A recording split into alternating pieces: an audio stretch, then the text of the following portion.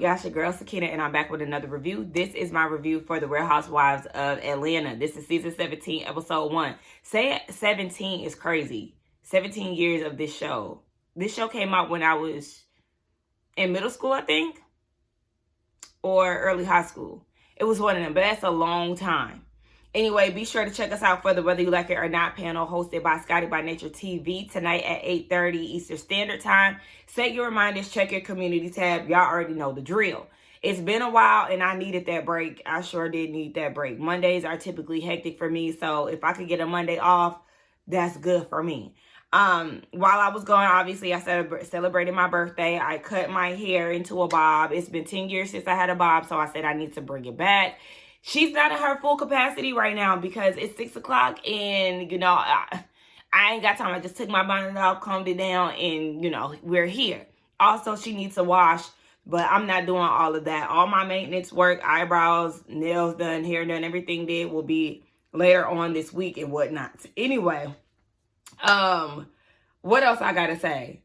This season, yes, let's just go ahead and get into it. Obviously, we have some newbies added to the group. Y'all know K. Michelle. I was not excited for her to join the cast of RHOA, and that's because we've already seen this before. We've seen her on 2 franchises of Love and Hip Hop, Atlanta and LA, Hollywood.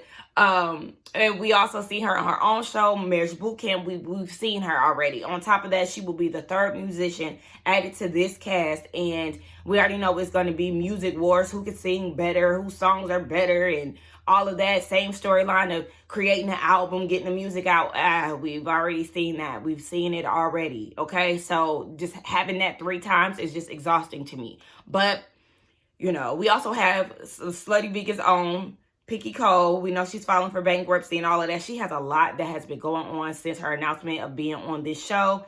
So we already know her storyline is probably going to be very full. Anyway, in the spirit of newness, I am going to be open to K. Michelle being on the show. I'm going to give her a clean slate and have my opinions on her once I have a reason to.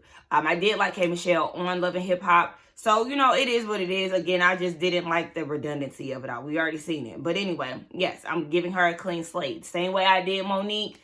And the only person I didn't do that to was Phaedra. That's because she came on with some BS. So there's that. Before we get fully into it, the episode opens up with a woman sitting down in front of a screen. And on that screen is some clips of what's to come this season. The girls having a good time, the drama, and all of that. And once the lady turned around, it was Miss Cynthia Bailey, the goddess of cheekbones. I thought that was Porsha. Am I the only one who thought that was Porsha? And she said, now what else is going on? I know that's right. Come on, Cynthia. We open up with Phaedra talking to Aiden, who wants her to date a man like Drake. I'm going to need you to aim higher because immediately no. But, he's young, so whatever. Chloe, Kelly's daughter, she's off to college. We love to see it. And then we get into the opening scene, which is with Angela. I said, okay, yes, the queen of last season is the opener. I love that. Now, Miss Angela said that her and Charles are doing better than ever.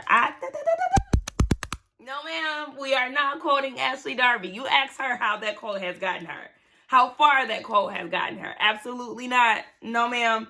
She said they are making strides in their relationship, and we love to see it. It does look like Charles is trying to be a little bit more open. We know he has, a little camera shyness or whatever. He really ain't into the reality TV world, obviously, but he's trying. Complimenting her on her burger and all of that. They send her daughter to go get them something to drink, and she was like, make sure it's in a clear glass. We don't want him to be drugged. And that was based off a comment that he made on the podcast. He was asked, how did him and Angela get married or something? And he said, apparently he was drugged. And she was like, how dare you say something like that when you the one who planned the wedding and everything. So don't make it seem like, your hand was forced. You wanted that. And she said, you know what? I'm not clearing up no more mess. Whatever drama it is, it just is what it is. I understand that, not wanting to clear up. We don't need you to be Charles' spokesperson. We know he's a troll. We know he got a smart mouth and all of that. Yeah, don't clear it up. Whoever gonna believe what they're gonna believe is just gonna be that. So it is what it is. Angela, where the fans at?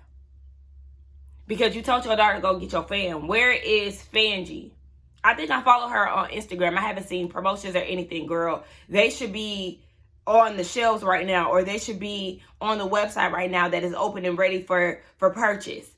Don't let this be a Robin Dixon situation where majority of your items are sold out throughout the season. No, ma'am. This right here, you should have had this up and running by season 17. Hopefully she dives more into that, but we'll see. We get straight into it, and I wasn't expecting to see her this early, but we see Porsha pulling up on K. Michelle at a photo shoot. So, you know, I thought that we were going to see her later on in the season.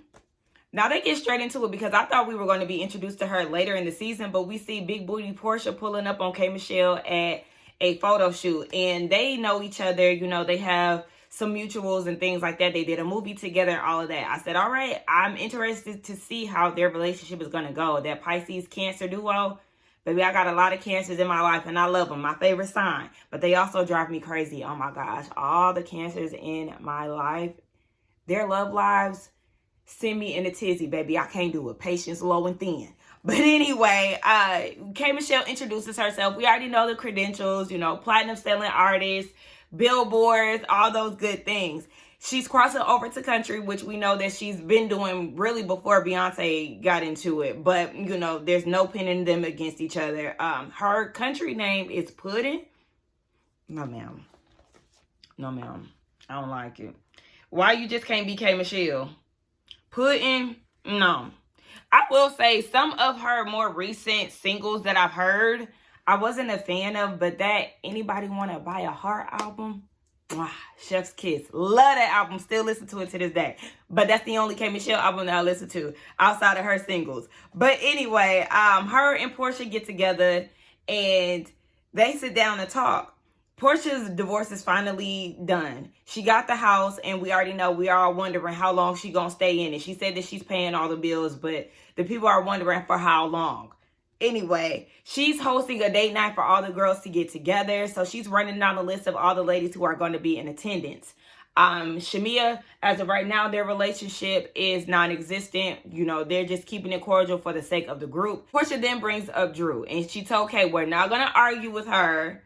And then she asks her, who are you not beefing with in the industry? We already know that K. Michelle is not one to shy away from confrontation, okay? She will give it to you real quick. And, you know, hey, it is what it is. That's that fiery Pisces, you know, it is what it is. But K. Michelle said that she's basically been burned by the ladies of Atlanta. And it all stems from her experience on Love and Hip Hop with Rashida, and her opening up to Rashida, talking about myth hits and their relationship, how it was abusive and things. And Rashida saying that that can't be possible because she's friends with him and he's married to her friend. Like, that's the reason why I'm still on Rashida's neck to this day and why I still fuck Rashida and Kirk with his 3 earrings. Like, absolutely not. How dare you try to tell this woman that she didn't experience what she experienced with him because you're cool with him and he's married to your friend. Only for years down the line, your friend to experience the same things that K. Michelle described. And no apology was given. Outside of that apology, like, regardless, you trying to tell this woman that that wasn't her experience, Rashida was so out of order, and that's why I don't fuck with her raggedy ass to this day. Anyway, we ain't gonna give her too much time. Porsha told her, well, K. Michelle said that she's angry. And she's focused on proving all the bitches wrong that have crossed her. And I understand that, but you can't live there. You can't beef with everybody forever because that's just you harboring feelings. It's okay to not like somebody, but just like Porsha said, she said something along the lines of, you know, leaving those old habits behind, you know, as she should. And I feel like of all people giving that advice, Porsha, but hey, it still was good advice nonetheless to just leave that stuff behind. But I hope that she really does gel well with the ladies. We know that she doesn't get along with Drew. That is the one person that she is beefing with that I'm aware of as of now. But I hope for the most part, this is a good situation for her, a good environment for her. I forgot to mention too that she's married. She said that she got married a couple weeks ago. Was this the same guy that she was on marriage boot camp with? Wasn't she on a relationship show with him? I don't know. Y'all clear that up for me. But yeah, they got married a few weeks prior to this scene. And she said that, I guess it was complicated, child. We'll see. Shamia and Kelly get together. Okay, we know that they're one big happy family. They have community. We love to see it. Shamia, your ass and those, what is that brand, Loewe? I don't know. Those jeans and that ass combination, girl, was too much. You got too much ass. We know that Porsha got a big booty too, fully stacked. But I don't know, Shamia and them jeans, no ma'am. They're doing baskets for Chloe. Shamia put a bottle of champagne in there. Like, girl, no. Just because we know kids drink in college, that don't mean that you provide them with the alcohol. Like, girl, no. Anyway, they get into what's been going on with Shamia. She is running a rum brand. She's been going back and forth to Grenada. Her and Kelly are BFFs.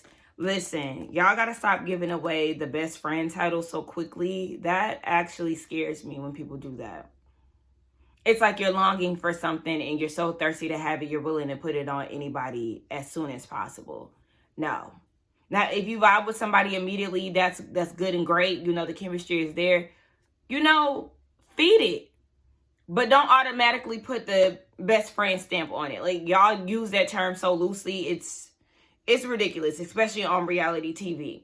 But anyway, Shamia said that she has started a rum company because Gerald has poured 6 figures into her music career. I said, girl, well, we gonna need to see the quality then if it's 6 figures being poured. But she said that she wants to bring something to the table. But hasn't she already been doing that? She's hosting the she's like I don't know if she hosts the Hawks games or she does something with the Hawks. She was on the radio at one point. I know she does movies and things. Like, girl, you already, you know, contributing, so I don't really understand. But, you know, the rum company, I hope it goes well.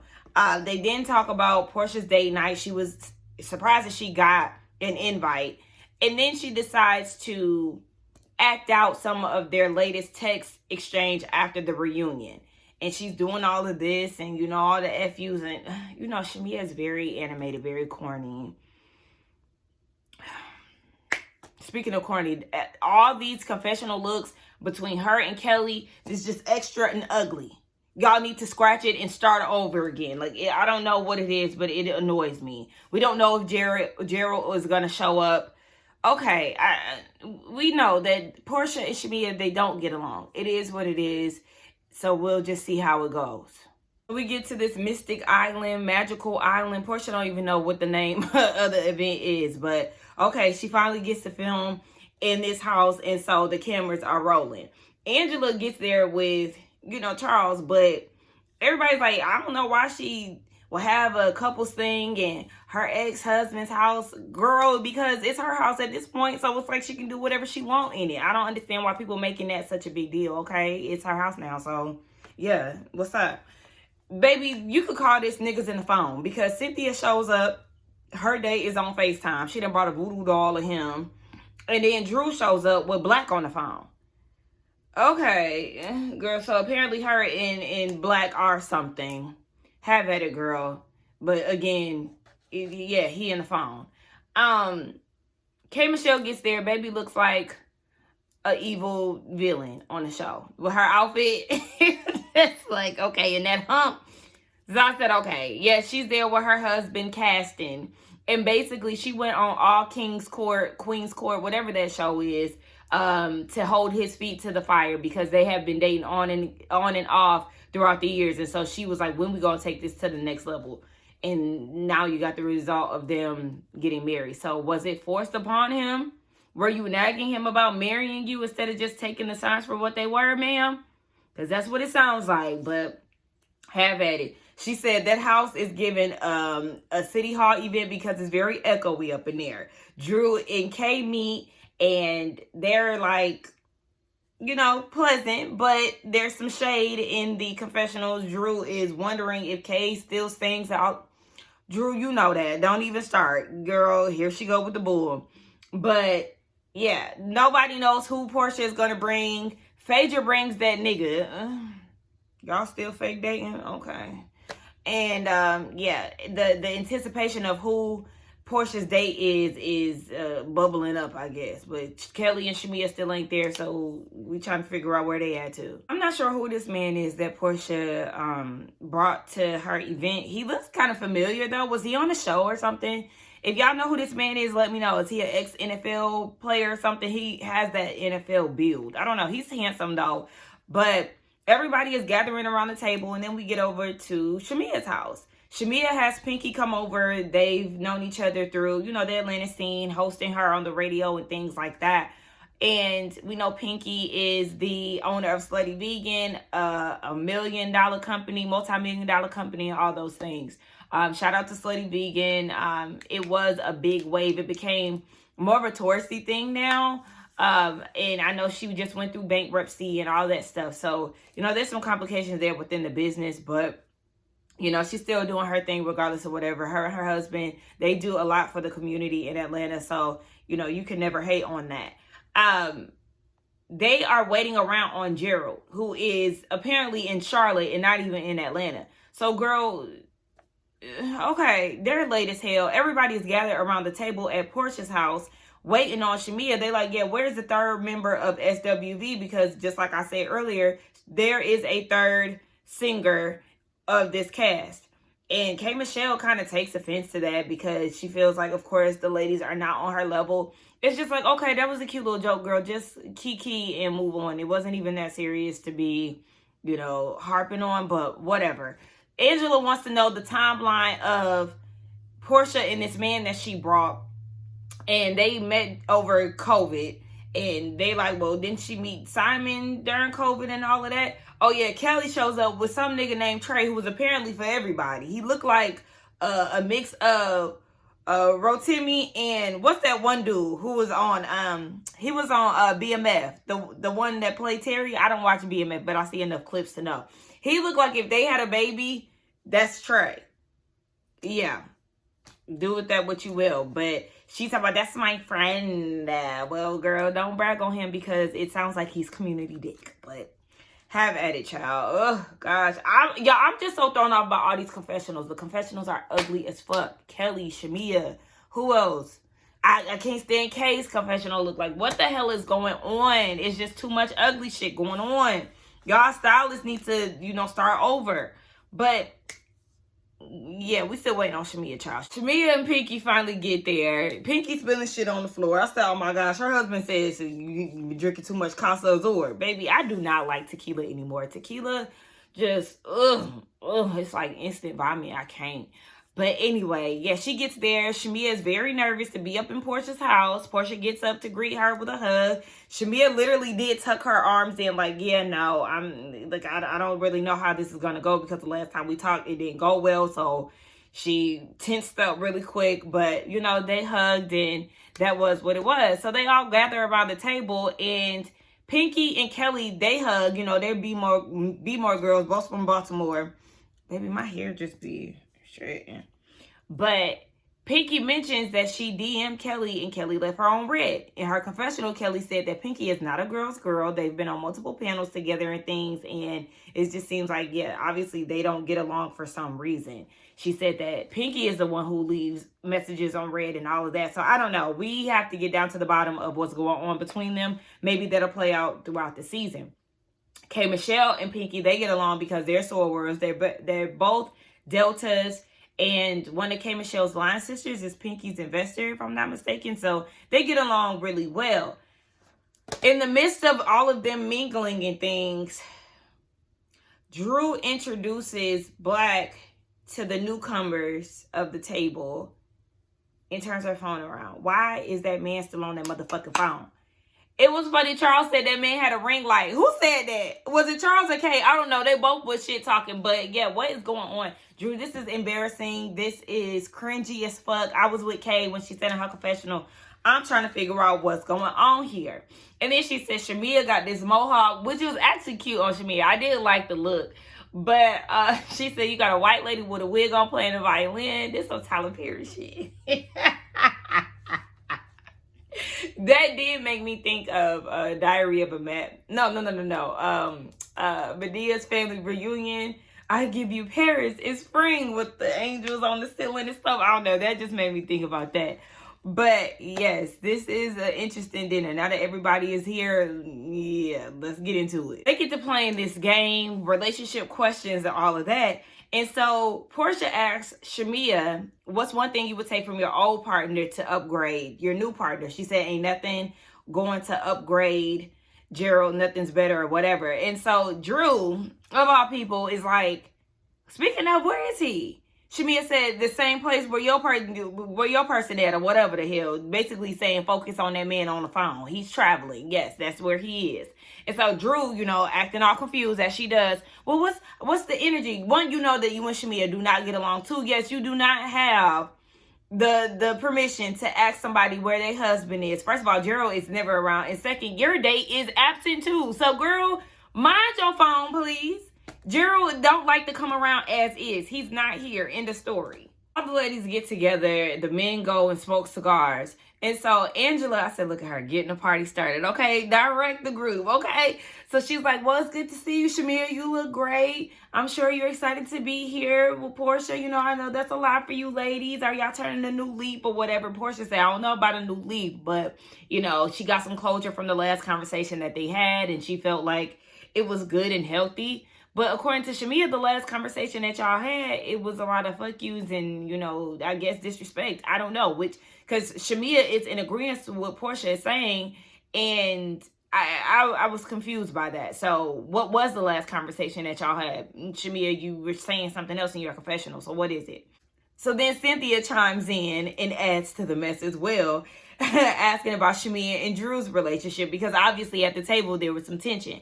Drew carrying on talking about there's no problem. Girl, please stop. Again, we know that you do not like Shamia, and that's okay because Shamia showed her ass at the reunion last season and had a lot of egg on her face. But they don't get along. Apparently, Shamia did this apology to the entire group on her YouTube channel. I don't watch Shamia's YouTube, so girl, what was that? And Drew was mimicking her in her confessional. She obviously thought that Shamia was full of shit, obviously so, because in real time, during that scene, Shamia didn't want to apologize to Drew. It was like a blanketed statement. Like, yeah, what are you apologizing for, girl? You are apologizing because you looked stupid at the reunion. That's what it was. But you really didn't mean it, because they were trying to get Shamia and Drew to go off to the side to have a conversation. But obviously that wasn't it. Shamia also said that she could have went harder on Drew at the reunion. And if she's pushed, she's going to take it there. Nobody cares, honestly. Like, I can't even remember why they beefing. I feel like I should have did a refresher of last season because I don't remember. I think it was it the music? It was something. I can't remember. Y'all refresh me in the comments. So they then get into Drew and Angela's relationship. I guess the way that it was worded was as if Drew was questioning Angela's friendship or something. After the reunion last year, Drew went to Phaedra's dressing room and said that she wants to get to know Phaedra. Phaedra wasn't interested because obviously Drew had her hand in the investigation of who paid this man to say that Charles was cheating on Angela at Kelly's event and all of that. And so Phaedra wasn't interested, but Drew told Phaedra allegedly that she didn't agree with the way that Angela went about it. I don't know. The receipts that Angela brought last season, they did fall flat at the reunion. But I don't know. All of this was still, I don't know. Well, she didn't agree with the evidence that was presented. And like I said, it did fall flat. I thought it was going to be something like more concrete than what it actually was. The Godfather of Atlanta, all that. Like, girl, what? I cringed for Angie when she presented all of that at the reunion. But anyway, Phaedra's like, if that's the case, if you don't agree with the evidence, then why did you go along with it? Right, that's a valid question. Shamia is then trying to stir the pot with Drew and Angela. You don't think it's weird that your friend didn't agree with your receipts? Angela said, I'm not worried about that. It was more so my husband. And I forgot that they said that Angela was threatened by some woman at the Hawks game with Phaedra. Phaedra said that wasn't true. She actually got the tape. And Kelly was like, so you got the tape and the audio from the Hawks game? Okay, exactly. Oh, all right, Godfather of Atlanta. Of course, production asked Phaedra in her confessional, so did you actually get the tape? Oh, no, but I did have it reviewed. Girl, please stop. You was trying to make it seem like you actually was at the damn security desk and got the cameras rolling and shit. Girl, stop.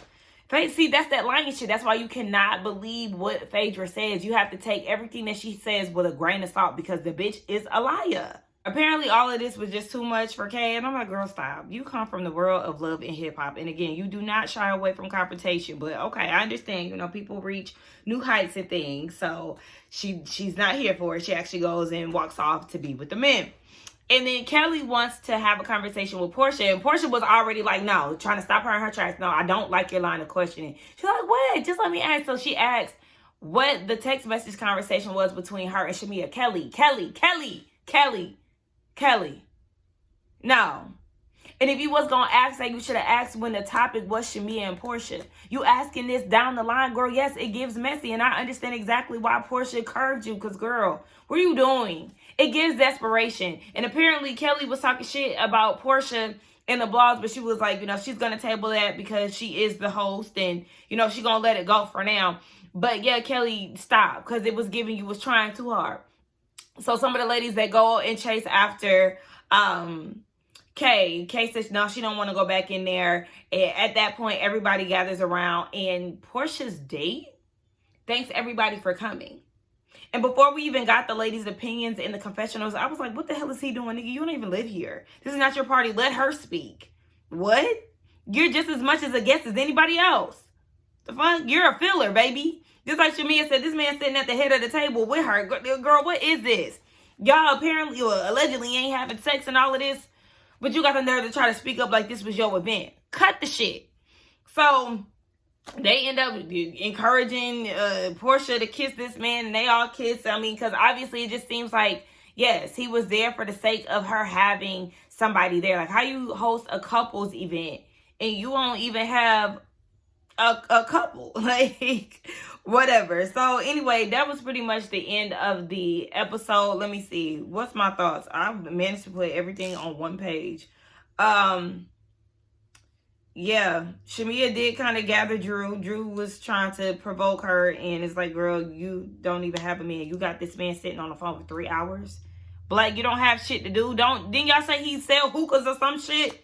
Like 3 hours, nigga, please. As soon as I pull up, I'm hanging up. What is this?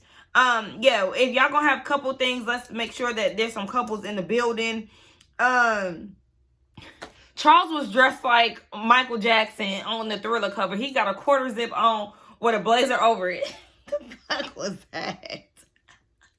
What else? Porsha looked good. Porsha's body, okay, yes ma'am. She looked really good. And was there anything else? I don't know. Again, the biggest distraction for me was everybody's ugly ass confessional looks. But let's get down in the comments and talk. Y'all let me know what y'all thought about this episode along with the review. I'm probably going to start shifting the way I review tonight, the same night versus the, beginning of the day. I don't know. I feel like that just might be a better thing for me to do. But yeah, let's get down in the comments. Do not forget to like, comment, subscribe to my channel.